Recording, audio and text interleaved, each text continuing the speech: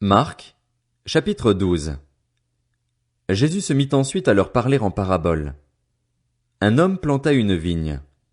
Il l'entoura d'une haie, creusa un pressoir et construisit une tour. Puis il la loua à des vignerons et quitta le pays. Le moment venu, il envoya un serviteur vers les vignerons pour recevoir d'eux une part de récolte de la vigne. Ils s'emparèrent de lui, le battirent et le renvoyèrent les mains vides. Il envoya de nouveau vers eux un autre serviteur. Ils lui jetèrent des pierres, le frappèrent à la tête et l'insultèrent. Il en envoya un troisième, mais ils le tuèrent, puis beaucoup d'autres qu'ils battirent ou tuèrent. Il avait encore un fils bien-aimé. Il l'envoya vers eux en dernier, disant, « Ils auront du respect pour mon fils. » Mais ces vignerons dirent entre eux, « Voilà l'héritier. Venez, tuons-le et l'héritage sera à nous. » Et ils s'emparèrent de lui, le tuèrent et le jetèrent hors de la vigne. Que fera donc le maître de la vigne? Il viendra, fera mourir les vignerons et donnera la vigne à d'autres. N'avez-vous pas lu cette parole de l'Écriture? La pierre qu'ont rejetée ceux qui construisaient est devenue la pierre angulaire. C'est l'œuvre du Seigneur, et c'est un prodige à nos yeux. Ils cherchaient à l'arrêter, mais ils redoutaient les réactions de la foule. Ils avaient compris que c'était pour eux que Jésus avait dit cette parabole. Ils le laissèrent alors et s'en allèrent. Ils envoyèrent auprès de Jésus quelques pharisiens et des hérodiens, afin de le prendre au piège de ses propres paroles. Ils vinrent lui dire, « Maître, nous savons que tes paroles sont vraies et que tu ne te laisses influencer par personne, car tu ne regardes pas à l'apparence des gens et tu enseignes le chemin de Dieu en toute vérité. Est-il permis, ou non, de payer l'impôt à l'empereur? Devons-nous payer ou ne pas payer? » Mais Jésus, connaissant leur hypocrisie, leur répondit, « Pourquoi me tendez-vous un piège? Apportez-moi une pièce de monnaie afin que je la voie. » Ils en apportèrent une. Jésus leur demanda, « De qui porte-t-elle l'effigie et l'inscription? » « De l'empereur, lui répondirent-ils. Alors il leur dit, « Rendez à l'empereur ce qui est à l'empereur et à Dieu ce qui est à Dieu. » Et ils furent dans l'étonnement à son sujet. Les Sadducéens, qui disent qu'il n'y a pas de résurrection, vinrent auprès de Jésus et lui posèrent cette question.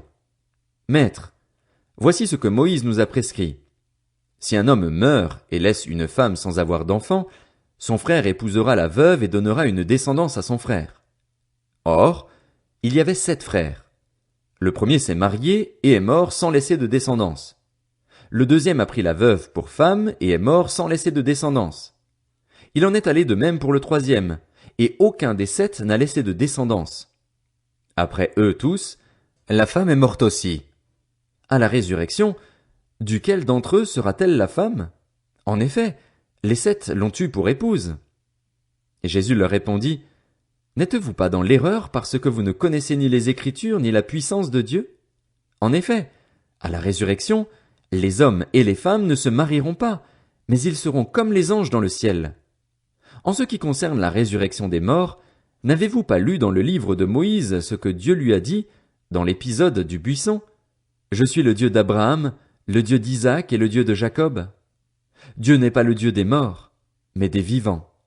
Vous êtes complètement dans l'erreur. » Un des spécialistes de la loi, qui les avait entendus discuter, vit que Jésus avait bien répondu aux Sadducéens.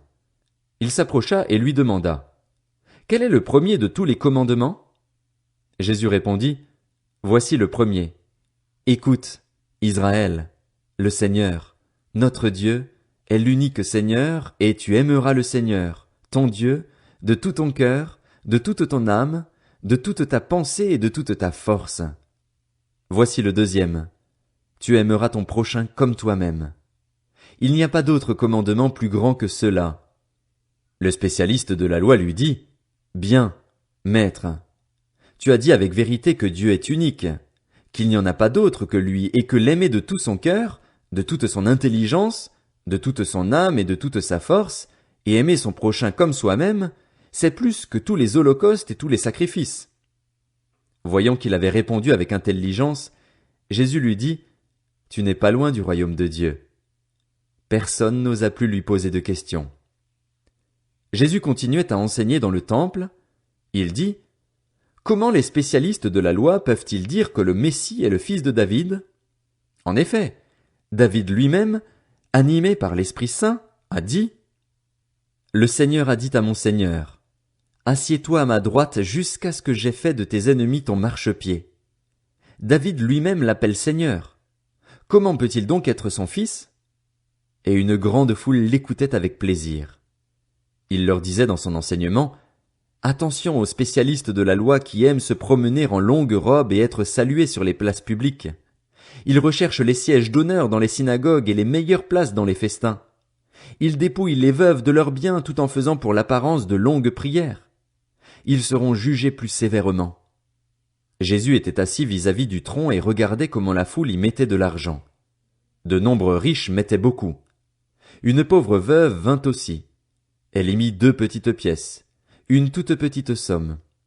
Alors Jésus appela ses disciples et leur dit: Je vous le dis en vérité, cette pauvre veuve a donné plus que tous ceux qui ont mis dans le tronc, car tous ont pris de leur superflu pour mettre dans le tronc, tandis qu'elle a mis de son nécessaire, tout ce qu'elle possédait, tout ce qu'elle avait pour vivre.